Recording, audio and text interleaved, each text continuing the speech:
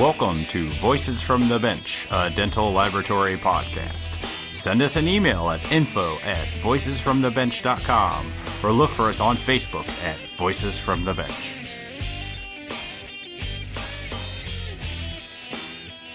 Greetings and welcome to Voices from the Bench. We're at episode number 87. My name is Elvis. And I'm Barbara. How's everybody doing? I am doing well. How are you? I was just thinking I asked that question and nobody can really talk back to me, so I'm great. It's Friday. It's almost Thanksgiving. Life is good. We're busy, so I'm good. Yeah, have you hit the end of the year rush yet? Yes, we certainly have.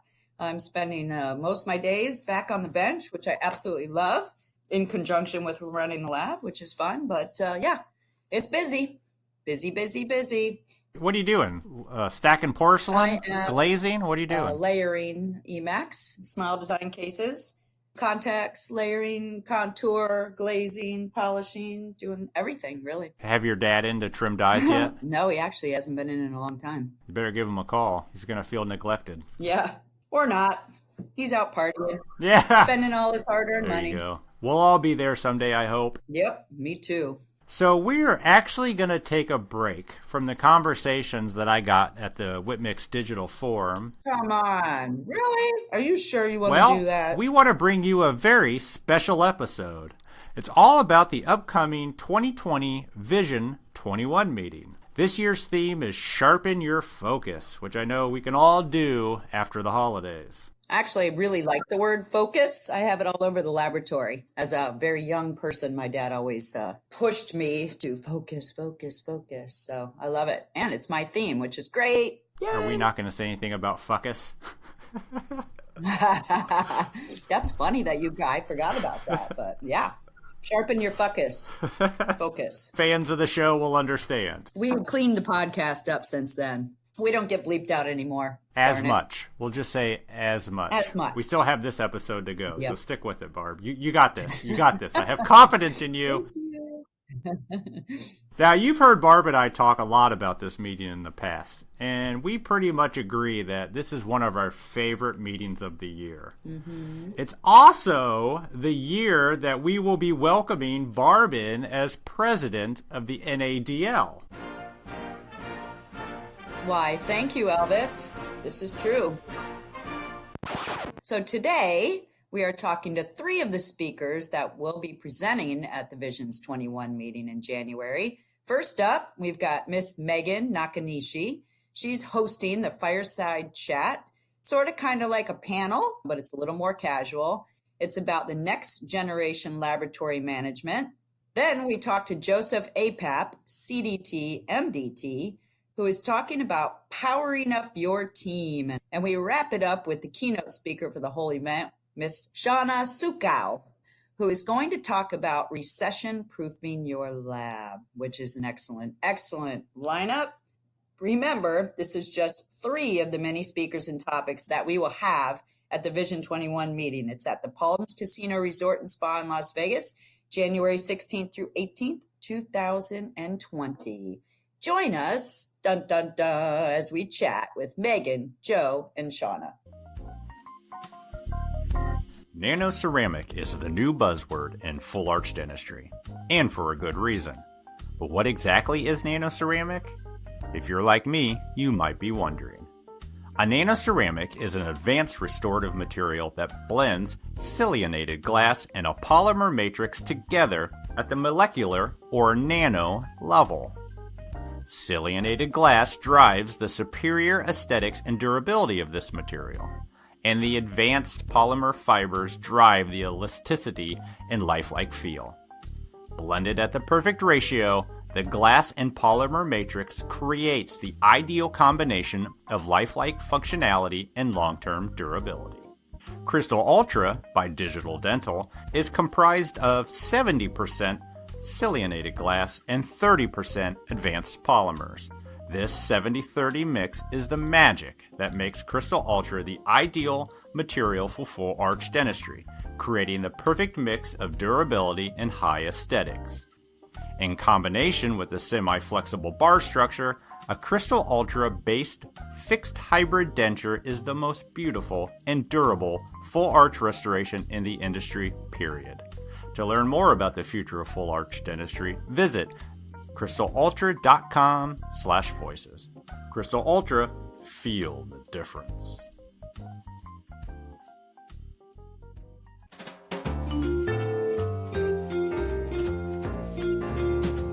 Voices from the bench. The interview. So we are joined by Megan Nakanishi from Nakanishi Dental Laboratories. And are you in Seattle? Bellevue, technically. Bellevue. All right. Bellevue, but is that like close enough that everyone just assumes you're in Seattle? Everyone says Seattle. We're 15 minutes outside Seattle. We're home of Bill Gates. Oh. I know, right? My most favorite place on earth is Seattle. I love it out there.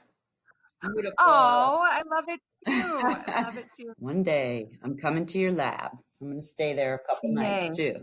Oh my gosh, I love it. Yep. Do you guys just want me to leave? No, go ahead. So Megan, you are a third generation lab owner. Yes, sir. And it's you and your sister running a lab that your grandfather started. In 1953. Wow. Right about when you were born, Albert. Yeah, just about. So you are speaking at this year's or next year's, God, I always do that. You're speaking at the 2020 Visions 21 meeting. You're holding what's called a Fireside Chat. Yes, sir. This will be the fireside part. I'm curious how they're going to make that work on stage. I think Las Vegas is very, they frown upon open flame, I think. So. Right, we'll see. I don't think so. Tell me what's different between a fireside chat and a panel discussion. Well, I think we're trying to mix it up a little bit. Everybody's heard of panels. We've all seen them done. And I think this fireside chat is really going to be a more open, casual, conversational type discussion about next generation laboratory ownership. So we've got really awesome panelists, fireside chatters. Is that what we're going to call them? Yeah, I think you could say that, yes. Right? From across the country with various backgrounds and levels of engagement in the laboratory industry. And I think it's going to be really interesting. I'm super excited to bring these guys up on stage and just kind of grill them a little bit, talk about what challenges they're seeing, what opportunities they're seeing, and hopefully, their enthusiasm for the industry is going to show through, because I'm super, excited about this industry as a third generation lab owner. And I think it's be cool to hear what these second gen lab owners have to say. So who's going to be on your chat? We've got Mike Farrago from Concord Dental Lab in Massachusetts. We've got Dory Satoris from DCS Dental Laboratory in Florida.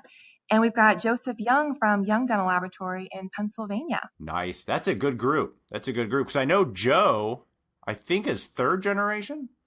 Is he really? He might be. Maybe not. I don't know. We'll text him later to find out. This is all the pre-planning that we do. So do you come up with all the questions to ask them, or is it, did people submit questions to you guys, or how does that work? So we've got a committee that is going to come up with the questions. And I will just tell you guys right now, in 6th grade, I was voted most likely to be a television talk show host. Oh my gosh. This is like fulfilling my 6th grade dreams, quite honestly. So I need to get up there, ask some really deep and probing questions, and we're gonna keep the audience engaged. Everyone's gonna walk away like learning something or feeling something. It's gonna be cool. Great. So do you guys get to run through the questions before, or will all the questions be the first time the guests are hearing them? No, we'll give them a little bit of a preview into kind of what to prepare and what to expect. But I think a lot of magic comes from some of the off the cuff stuff, and I hope we can involve the audience too and get them to really ask some questions and share their perspectives as well. So what sort of topics will you guys be covering? I think a lot of the topics are going to be about, how the generational component has come in. So I know, Barb, you're a multi-generational lab owner too, but understanding, what our strengths and weaknesses might be in comparison to the previous generations, our perspective on what this industry looks like now compared to the previous generation's perspective. What are some of the things that we're doing differently? I think a lot of it's going to be a bit of a compare and contrast question but hopefully that's interesting to the audience. Absolutely. I find it interesting. You recently spoke at the DS Marketing Summit about millennials and hiring them. And I'm sure these lab owners, while they might not all be millennials, I'm sure they have a perspective on hiring and motivating millennials. Absolutely. A totally different perspective on the millennial generation, on technology and how we can use technology. Yeah, I think it's going to be really fascinating. I'm hoping to learn something. I'll probably be the one up there like drooling over all these responses. Yeah, don't forget, you got to ask questions. You can't just sit there and soak it all in. You got to keep it going. Right? I know.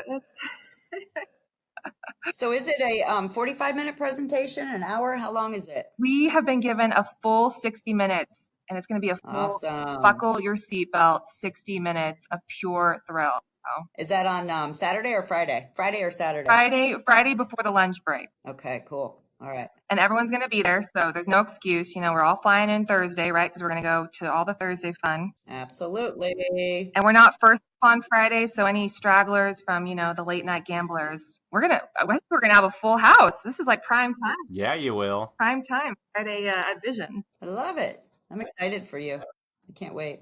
So have you ever done a group chat before, or is this your first time? You know, this is not my first time, Elvis. Not my first time. No, I've moderated some panels on the state level, and they've always been really fun. I am not good at a lot of things, but I will say I feel like I am like born to be a moderator, a panel moderator. Do you find it easier than just speaking by yourself? Absolutely, because I think inherently I'm more interested in what other people have to say. So I think my general curiosity makes me a great panel host. That's great. Yeah. I have a question. Is your dad still in the lab? He is. He actually just moved out of his bench. So he's occupied an office space and a bench space for a number of years. And kind of symbolically this past week, he's given up his technical bench to my sister Kayla, CDT, well deserved. And yeah, wow, it's been a pretty big symbolic event for us at the lab, but very much involved still. And yeah, huge inspiration and motivator for me. I didn't know your sister was in the lab. So she's in the lab now. How long has she been there? Yeah, she's been in the lab for about 6 years. Wow. And she just recently passed her CDT exam earlier this year, and huge pride moment for our entire family. You know, 3rd generation certified dental technician. My grandfather, who was a CDT, is still alive, 95 years old, and he could not have been more proud of my sister. So Aww. a really neat time for our family. I know. So you're the letdown. I am exactly the letdown. Elvis knows exactly right. I am the least impressive knock-in. Aren't you the genius with business and marketing and all of that important stuff as well? I mean, that's my sister and I. She's, you know, the sales and marketing, and I'm the tech. So it's kind of worked really well. Yep. Absolutely. No, we're good. We're good complementers of each other. Yep. Awesome. I hope to meet her. Will your dad or sister be at Visions? You know, I should probably get them to come to that, huh? It's, yeah. We were honored with the Lab of the Year award several years ago, and they came to that meeting. But nice. I should definitely bring them along. It's hard though, you know, when you're in a family business, all 3 of us being gone from the lab is kind of a hardship sometimes. Oh, I get that. Yeah. Absolutely. I totally get that. So you've been coming to Visions for a while then. When was the first time you came to Visions? You know, my first Vision meeting, it was my first dental lab industry meeting, actually. So what a great meeting. Really? And yeah. Yeah, wow. Probably about 10 years ago now. It is still my must-attend meeting. I will not miss this meeting because I think it is that valuable. It's such a different meeting from the Chicago Midwinter meeting. I always look at the Chicago meeting as very vendor, product, technology focused. Mm-hmm. And this meeting is purely business. It's lab owners, managers, and it's a whole different level of discussion that I find so incredibly valuable. It's just a can't miss meeting for me, and I encourage everybody to attend. Absolutely. Yeah, hopefully this podcast will be delivered to different people that don't usually attend that meeting. And we're trying to reach those people so they can find out how wonderful it is. So I completely agree with you. I remember your first meeting because it was a DRA meeting way back when. Yep. I think it was in conjunction with that. And then you came. Yep. I remember that really well. Little baby Megan. Yep. Not anymore. Well, awesome, Megan. I am looking forward to the Fireside Chat. I always enjoy group discussions like the round tables or panel discussions, but this I'm really looking forward to. I know some of the people that are going to be on it, but I don't know everybody, so I think I'll get a nice perspective from different people and different backgrounds and how they run their lab. I'm really looking forward to it. You and me both, Elvis. Yay! And I think we're going to be there live, so hopefully we'll get a chance to talk to you either probably after Fireside Chat and get your perspective on how it went and how stoked you are for the meeting. I look forward to that as well. Awesome. Appreciate it, Megan. Yeah, Thank you so much. Thanks, guys. Thanks for all you're doing for the industry. Love it. Appreciate it. Thank you. You're welcome. So we have with us today another speaker who will be at the Visions 21 meeting in January of 2020. We have Joe Apap. Joe Apap is a CDT, but he's also a MDT. Is that correct, sir? That is correct. Master dental technician? Nice. I know. Yes. Wow. And I'd like to differentiate the fact. So there are master CDTs. I don't hold that designation, just to clear that up. I'm a certified dental technician in Crown and Bridge, and I'm a technologist too, the TE. And I hold a master dental technician certification that I received at NYU with Vinny Alleluia back in the mid-90s. I actually did some research on that program. I wanted to go to it, and so I know all about it. So congratulations. It's still an amazing program. Yes, I'm very proud to hold that and to be a CDT as well. Yep, I'm with you. You're at Visions talking about powering up your team. Now, before we got started, you were talking about your kind of history with labs, and I know you just left Town and Country, but kind of go through a brief history of your time in labs. I go back 45 years. I studied dental technology at New York City College of Technology back in the mid-'70s. From there, I went to work. I'll be brief with this. My first job was in the city, as a matter of fact. So I've gone full cycle. It was at a laboratory called Porcelain Jackets Incorporated. My first job was making platinum matrices. And then I got a promotion. I was opaquing platinum matrices. And that became very redundant for me. And it didn't seem like they were going to be moving me up past that. So I did get an opportunity in Long Island at a lab called Maurice Toff, where I was doing plaster work, but he promised he would show me more. So I started doing work in the plaster department. As most technicians, when they first start, they do that. And that's the foundation of everything we do. And I'm glad the time that I spent at Maurice Toff, because I learned at Maurice Toff that I'm great at developing systems and being efficient and doing good work efficiently, creating a system. He was amazed at how much I can do myself as far as the assembly department. I did translate that same kind of workflow ethic to Crown and Bridge. So from assembly, I learned to trim dies, and I would then paint the dies. I learned to do Crown and Bridge, and I learned this at City Tech, so it's not like I didn't know anything about it. And I've been, just to give you even more history, going back before my time at City Tech. God, I was in grade school, in junior high school, and I knew that I was very interested in the arts and the science. And somehow, through talking to a family dentist, he's seen this passion in me, and he gave me a jar of extracted teeth, which I thought was bizarre. But he said, take a bar of soap. And then, I'm in junior high school now. Take a bar of soap and carve these teeth. And he gave me books to read. There was one book I'll never forget. It was called Teeth, Teeth, Teeth. So I've been interested in dentistry since I'm 12. Wow. Yes, and he's the one who wanted me to be a dentist. So my story is I went to NYU for 4 years. I have my bachelor. I was pre-dental in NYU. He had influence in NYU. And I got my bachelor's pre-dental biology, then realized that I really don't want to be a dentist, but what I wanted to do was more of the technical side, with the artistic side. So that's when I did this backwards. I got my 4 years bachelor's, and then I got an associate's degree from City Tech. Wow.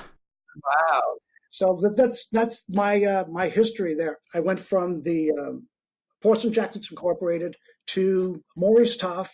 From Maurice Toff, I moved to Staten Island. So I got a job at Staten Island called New Expressions, where I continued to do Crown and Bridge. That's around the time I got my CDT in Crown and Bridge. Mm-hmm. And I was his only metal guy. So my expertise through most of my career, and I sat at the bench until I got my position at Town and Country, which was 35 years. I sat the bench doing metal work. My production end of what I did in a laboratory was metal work. So I went from New Expressions to doing piecework for a few ceramists doing their metalwork. How I went into business was the owner of one of the laboratories, who was the ceramist, had owed me so much money. He said, listen, how about I do piecework for you and you take over the business? Wow. So I got his books. I showed him to my accountant, and he says he owed me $10,000 at the time. This was back in 92. Yes. Mm-hmm. I wound up taking over his business. At that time, I started doing Friday courses at NYU, Dr. Zinner's full mouth rehabilitation. So I took the course 1 year with a couple of doctors, but Dr. Zinner asked if I would stay on. That's the time when I got my master's degree, when I met Paul Federico, Vinny Alleluia, from the master's program at NYU. I did that master's program for a decade. So from the early 90s to the early 2000s at NYU, and I learned a lot. I got a lot of my business, new business, from doing those Friday courses. It was a full day Friday course. Mornings were lecture, afternoons was clinic, and I would do work in my laboratory for the clinic for the doctors. And of course, I would charge them for it, but I learned so much about treatment planning during that time, and about treatment planning with implants, combination implants, and crown and bridge cases. I'm very indebted to NYU and to Dr. Zinner personally, and to Vinny Alleluia and Paul Federico, who were part of the program as well at the time. It's funny talking about going full cycle. Here at Biodental Sciences, there's a fellow, his name is Mark. He goes every Friday to NYU, and Dr. Zinner has since passed on. So Mark here, every Friday, goes to NYU and is doing that full mouth rehabilitation program. I had stopped. After 10 years, I had enough of that. But it's funny how here I am, and there's someone here that's continuing where I left off there. So it's kind of fateful that, once again, it's funny how life goes full cycle the way it has here. Yeah. What is your lecture on at Vision? Tell us a little bit about your presentation. Powering up your team, which is, again, very faithful, because it's kind of what I did at Town and Country as general manager. You have, the technicians, and you want to kind of power them up. It's a different situation with Town and Country. Town and Country today is a 65-year-old laboratory. When I started with them, it was a 52-year-old laboratory. Yep. They've been around a long time. So their culture there is deeply ingrained. They're a very successful laboratory, but the way business was done back 50 years ago is different the way business is being done today. And it was hard to change a culture that's so deeply entrenched. And again, I'm very, very grateful and indebted for my time at Town and Country, but it was more of an enabled culture. Are you trying to tell us that technicians are hard to change? We're all hard to change. Yes, we are. If you want to improve yourself, the only way to improve anything is to change it from where its current state is. So unless you accept that fact, then, it's just going to always be status quo. It'll always be, where you are. So if you don't embrace change, you'll never grow. You'll never improve. You'll never get better. Everybody wants to get better, but everybody, is reluctant to change. So that's kind of a contradiction in itself. Well, I can tell you one of the reasons I think I've remained successful in my career is my ability to adapt to change. And you see so much change in our industry that it's just constantly where you need to put your headspace. Something that says if you don't embrace it, you die. If you don't change, you die. And it's true. So that's right. A lot of us just hate that, though. So how do you get people to accept it and embrace it? Is that part of your lecture? Absolutely is. And first you need to know who you are, what you want, what your personal goals are. And I do that as a leader, as a manager. I need to have that straight within myself first for personal goals. And I have my personal goals. I have many personal goals. They're very concrete. I know what it is that I want to do personally and professionally. And right now, at this point in my career, I want to share my experiences to this new group of technicians that are coming in, and also work with experienced technicians who have the skill set, but don't necessarily have the digital skill set, and to use their knowledge and incorporate it into the digital aspect of what we're doing. We've turned into a digital industry here. Oh, yeah. I see it time and time again. Laboratories are bringing in kids with little to no dental experience, figuring, they know how to use a mouse, they know how to use software, and we'll teach them. That kind of works, that model kind of works. But unless you have experienced dental technicians who know anatomy and know occlusal schemes, it's going to wind up hurting the business and hurting our industry if we don't recognize the fact that we need to, while we're still around, the older technician that has the experience at the bench and transfer that knowledge to the newer, more digital technicians of today, and not just to the technicians, but to the software developers as well. This information, and a lot of it is already. I mean, look, we have Lee Culp putting together designs for our full contour crowns, and whoever else is doing. We have companies like Vita making anatomy and our models for our full contour crowns. So there's a lot of science that's being put in there, but we need to continue to do that, to grow, so that we move forward in a positive. It can't just be computer. It's still digital dental that we're working with, digital dental technology. It's not just a digital technology. It's still dental, and we have to still focus on the dental. That is our primary focus. Digital is just a tool. What it is that we do and how we do it, and the science behind what we do, the biomechanical science of what we do, has to be deeply programmed in this software. And that's kind of one of the things that we're doing here at Biodental Sciences. Nice. I like it. How are you taking the technician that has the knowledge and the skill and getting them comfortable with the computer? Because that's what we run into here, is a lot of them don't want anything to do with it. So how I do it, all right, is the technicians who have the dental technology skill set, I have them review. They don't have to sit at the computer. If they're not, look, I don't want to make anybody uncomfortable.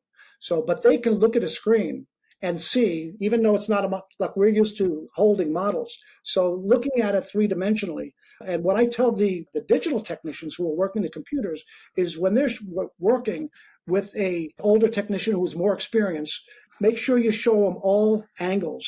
All right, he may not direct you. Inherently, what we do when we're holding a physical model, not even thinking about it, we're constantly moving it around as we're looking at it. Yeah. Okay. Mm-hmm. So if we just bring up one static image and say, okay, here, review this case, it's not how technicians look at a case. Yeah. We look at a case and we're moving it around. So I tell the digital technician to give them all views and say, how do you want me to move this around?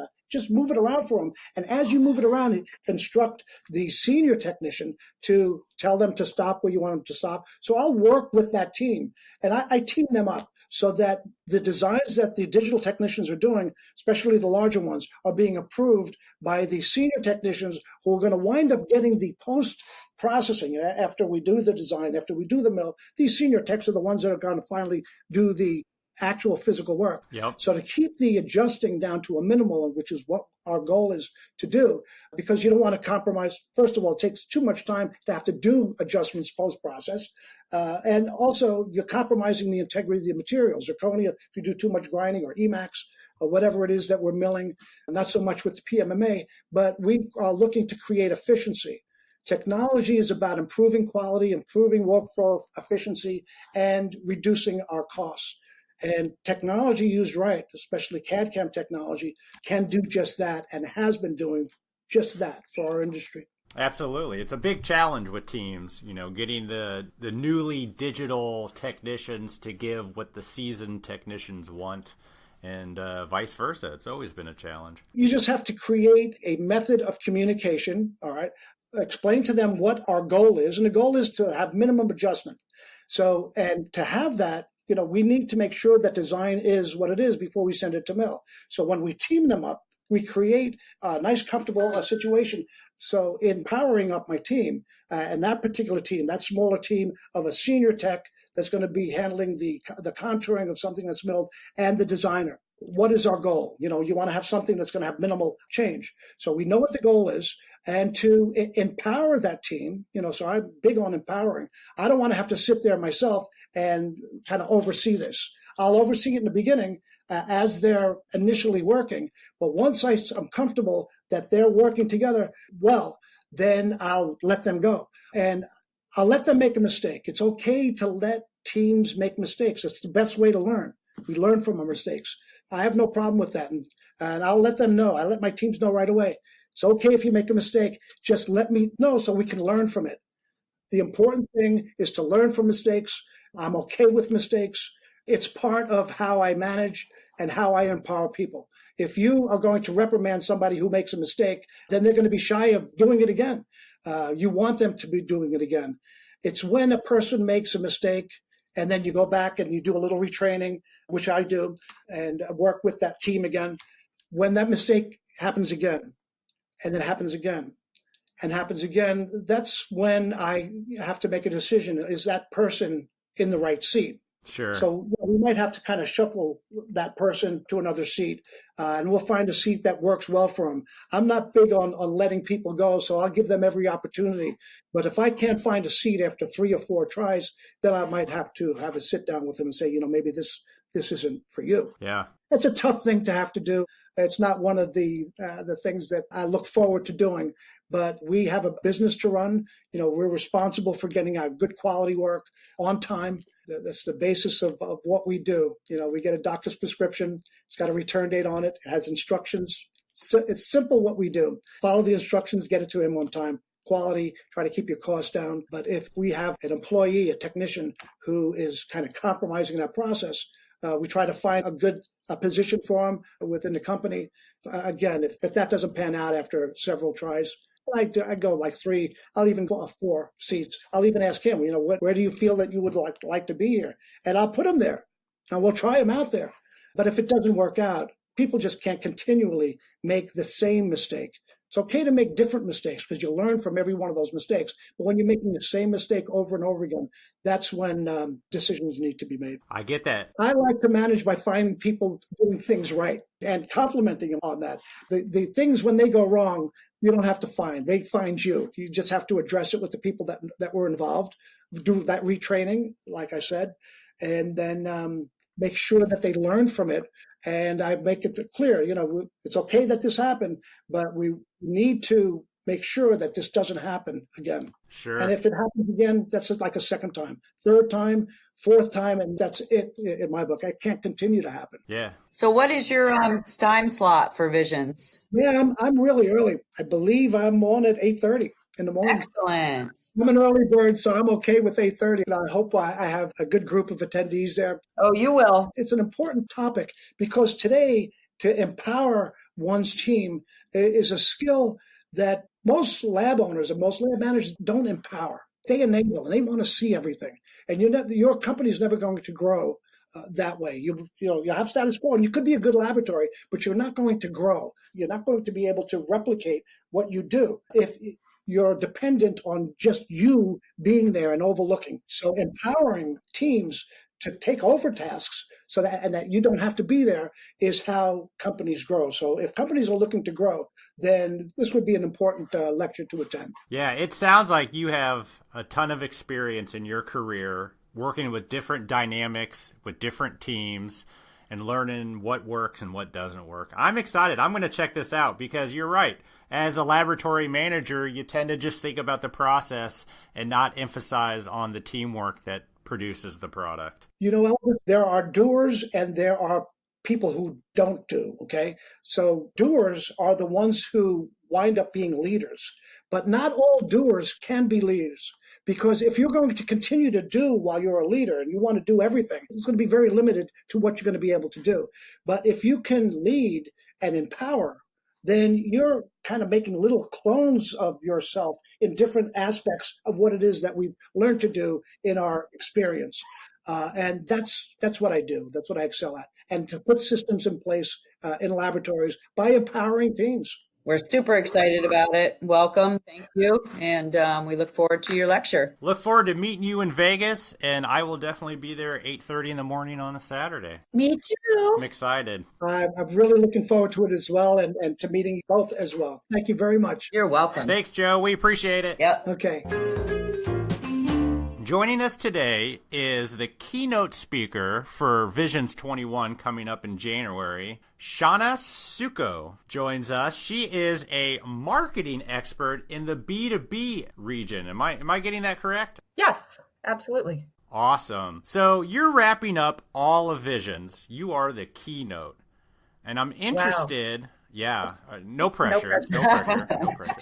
None at all. When we came to you and asked for you to be our speaker, have you ever heard of our industry before? Well, my husband and I probably should own stock in our dentist's practice, and he should probably have his own parking space because we've put both of our dentist children through college.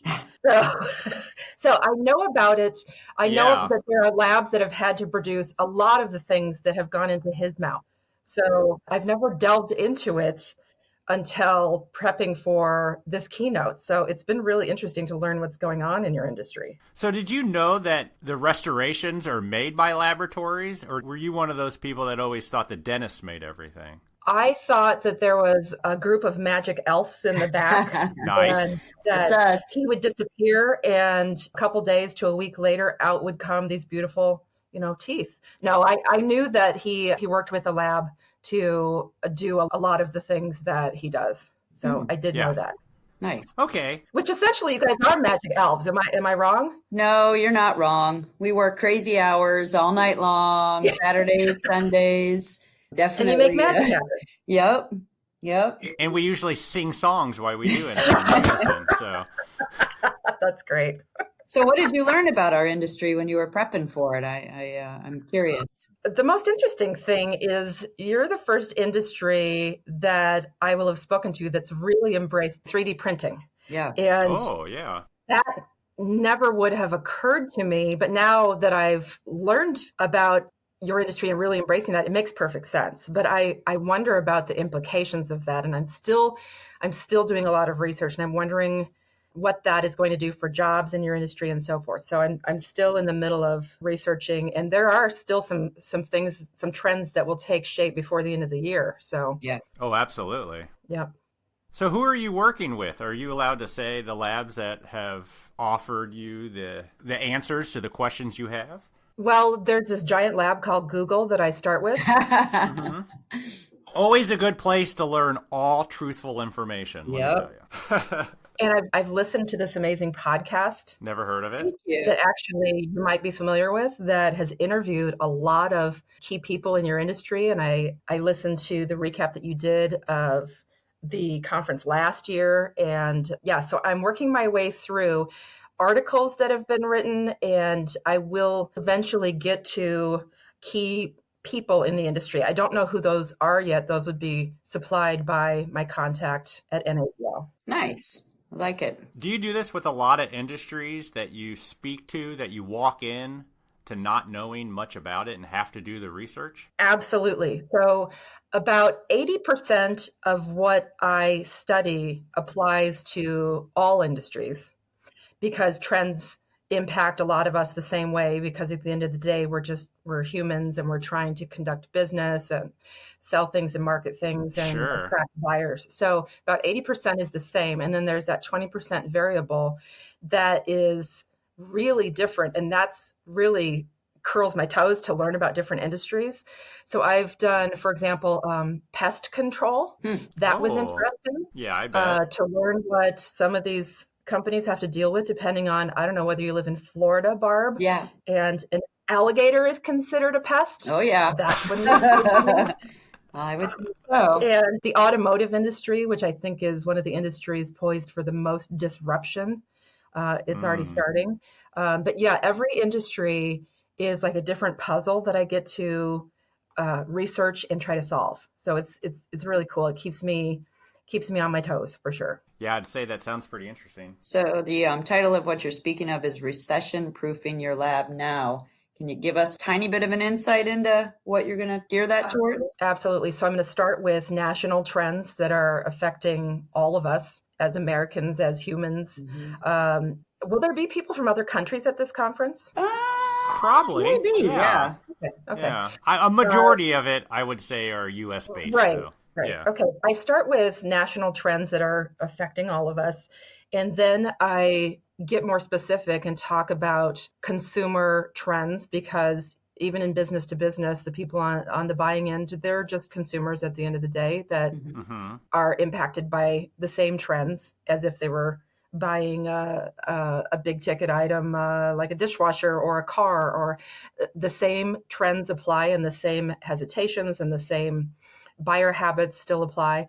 And then that last portion is where I drill down to trends that are impacting your industry now. And then I make predictions for the 5 things that I believe are going to impact your industry the most in the next 5 years. Wow. Awesome. It's a puzzle, and I'm currently unlocking it. It's really interesting to me. Do you think there's a recession coming? Because I know there's a lot of talk about a possible recession. Bum, bum, bum. We know there is because it's cyclical. It's just a matter of when. And all indicators, well, for this robust period of expansion, all bets have been off because it's the longest period of expansion.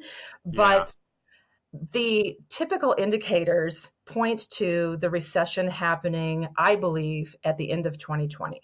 And I believe it won't be as severe or long lasting as the last one. So that's the good news. But the other good news is, if you look at it this way, we know it's coming, so we can prepare for it rather than be surprised by it, like the recession that happened after 9/11 that caught us all off guard. Yeah. Sure. Absolutely. So, preparation, and there are absolutely things that every business can do to prepare. And it's all about adapting to the way your customers are going to behave during the recession, and then kind of layering on what kind of trends are going on in our culture anyway. Like the major trends of the past 5 years is we've all stopped answering the phone. Oh yeah. We don't like it when we see a number on our phone that we don't recognize. We just don't answer it. And so that makes it hard for us to reach buyers. They don't, they're not going to just pick up the phone to talk to somebody in sales. And if you leave a voicemail, they're likely not going to return the call.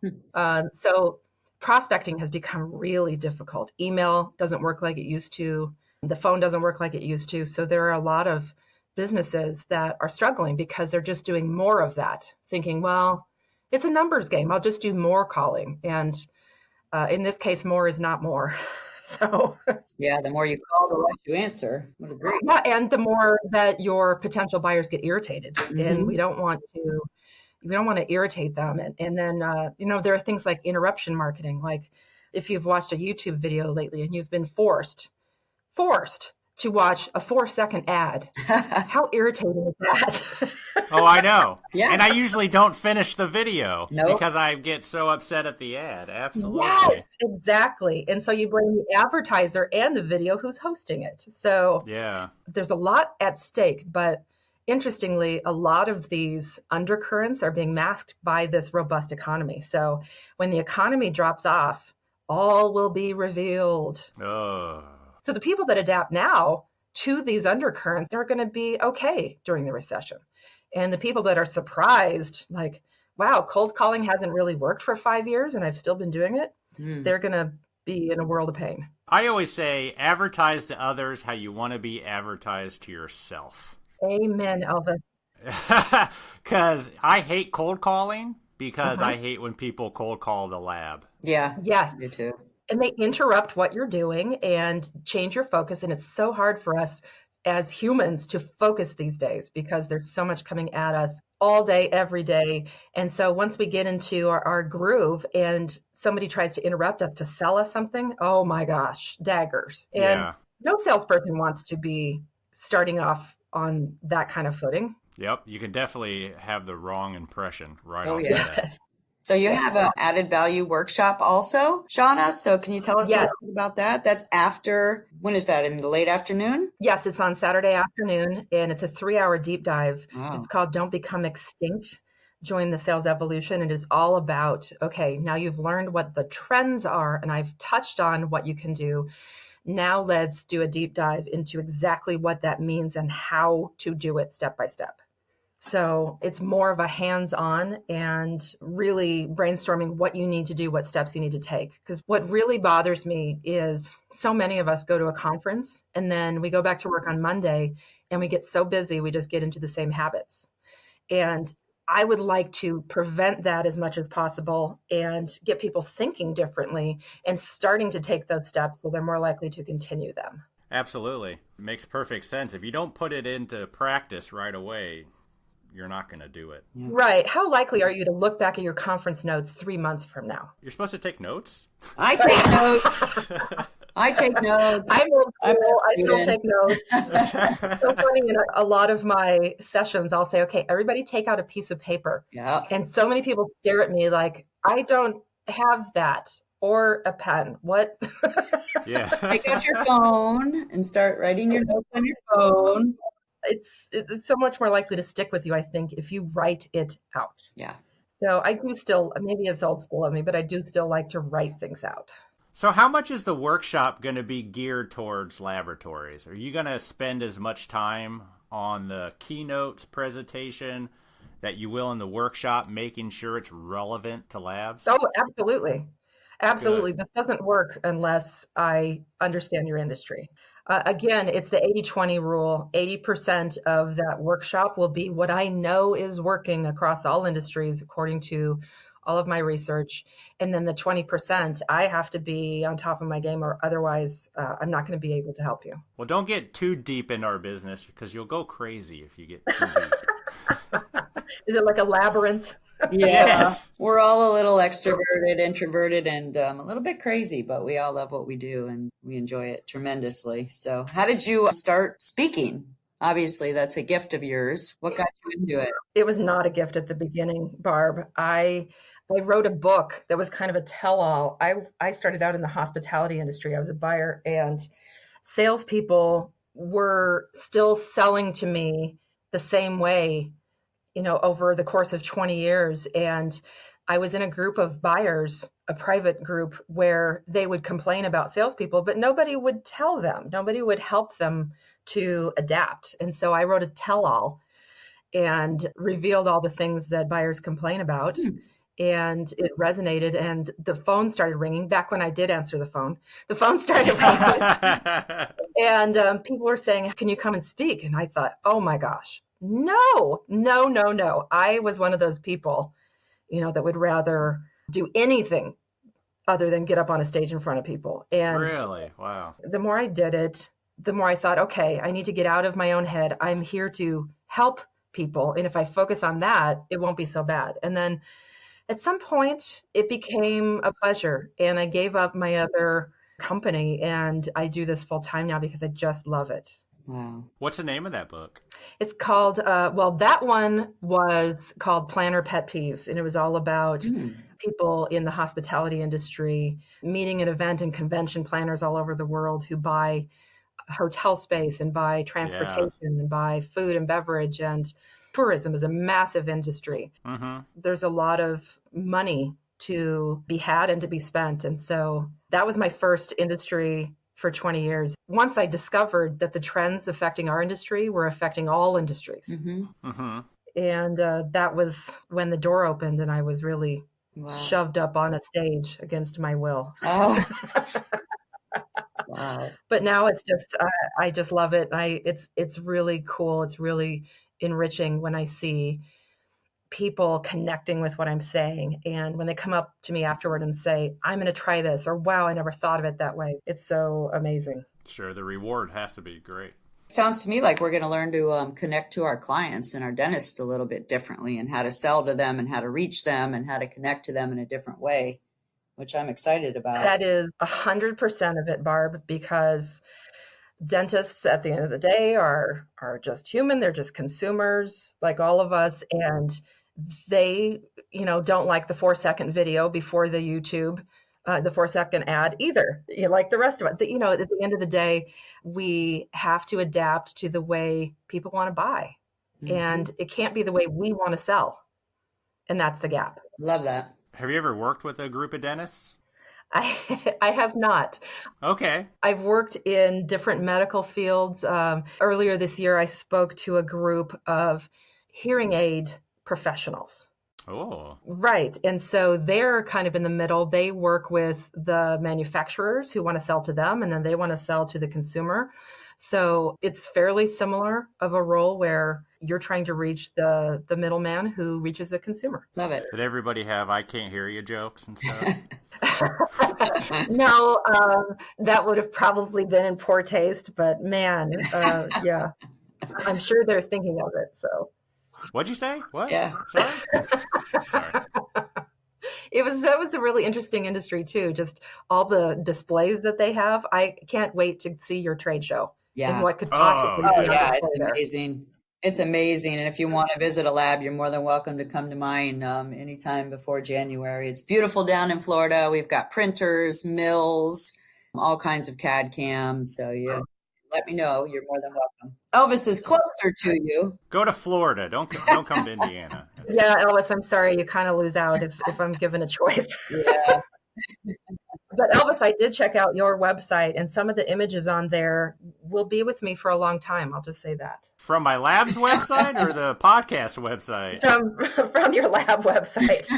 Oh. Yeah, images of the bolts that go into someone's mouth to hold. Oh, yeah. And it's attached to like a fake gum line. That's going to be with me for a while because I don't want to think about that, but I can't help it now. So thanks for that. Yeah. If there's one thing that will improve from you going to one of these conferences is you'll have better oral care of yourself because you don't want to end up needing our products.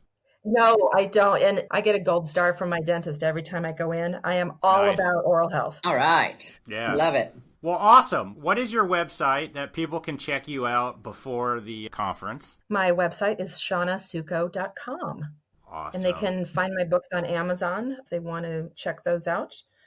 But I look forward to seeing you two in person and seeing this conference. It's going to be amazing. And I like to come early and hear what the other speakers are saying as well. So I get an additional kind of feel for what is going on. So we can't wait. Awesome. Yeah. We are excited. It's Barb and I's favorite conference out of all the ones we do. We absolutely love it. Yep. It's super cool. And Barb's going to be president of the association this year. Wow. Next year when it starts. Yeah, so I'm excited. Does that mean congratulations are in order or should Yes, only the third female ever. And I'm a business person as well as a technician. I'm really excited. That's amazing. Really privileged. So thank you. So make sure when you meet her, you kiss her rings. Oh, you have to do that. I will. I'll bow down. And No, we'll have a glass of wine. How about that after your awesome? That's I'm fantastic. looking forward to it. And will you two be recording live Yes. on site again as you did last year? Yep. Yeah, we're going to try. Yep. Fabulous. Yeah. I always like to watch that for some reason. Yeah, please. I like to talk to people one-on-one too, where you can see their face, and it's really fun. We love going on the road, and we get to meet so many people, and just it's been a great experience. So thank you for checking it out. Well, congratulations Thanks. on your podcast lasting as long as it has, and I look forward to meeting you in person. Awesome. Thank you so much, Thank and you. we will see you in Las Vegas. Woo, woo. Fabulous. Thanks. Bye. Bye. Bye.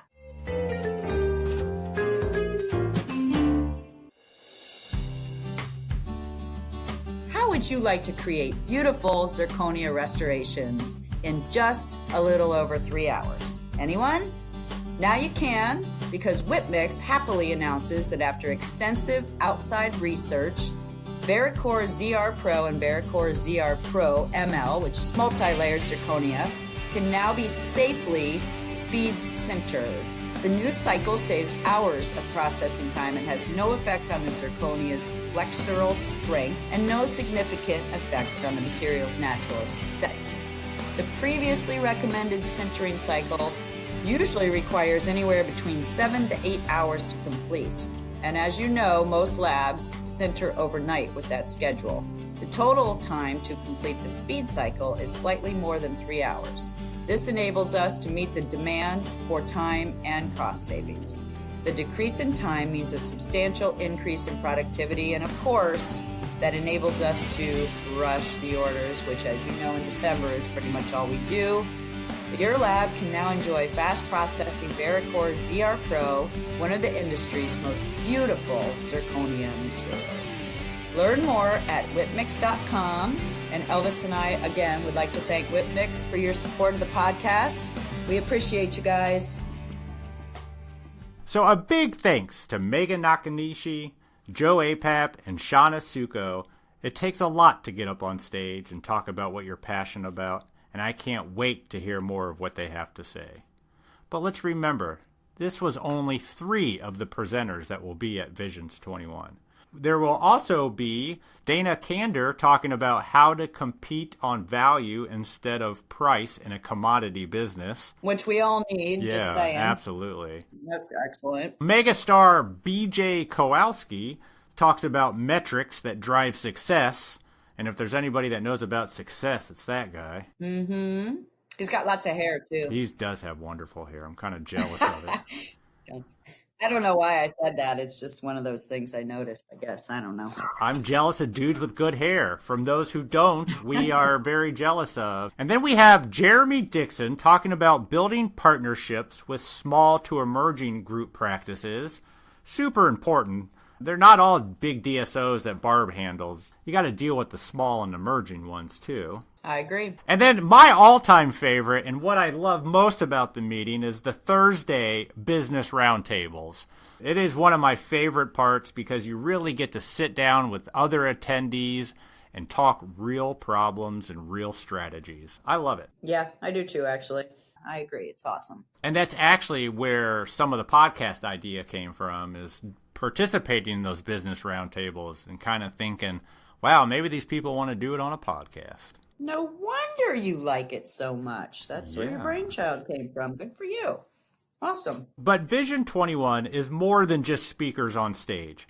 This event is filled with so many great professionals in our industry that it's the time you spend talking to them between events, at lunch, or at a dinner that is worth it alone.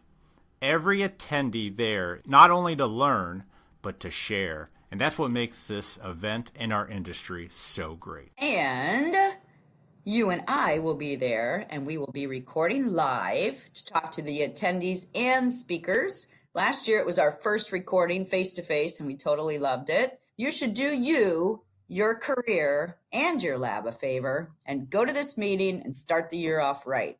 A link to find out more and to register is in this episode's show notes, or you can head over to nadl.org/events to learn more. Now, if you work at or own a dental laboratory and you have never attended Vision 21 meeting, we have a special Voices from the Bench deal for you. Come on. Contact the National Association of Dental Laboratories by phone at 1-800-950-1150 or by email at meetings@nadl.org. and tell them that you heard about the Vision 21 meeting on Voices from the Bench, and you will get a special rate of almost $200 off the regular attendee price. And they did that for us. Why? Because they love us? That, and we want to encourage new people to attend this meeting.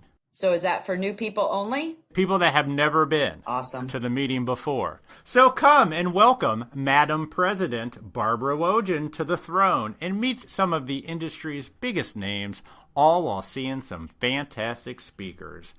January 16th to the 18th, 2020 at the Palms in Las Vegas. We will see you there.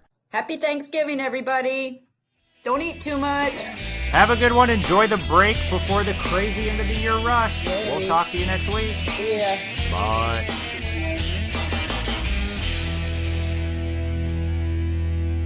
Another 8 months, I won't even be able to say any words, and we'll just hum.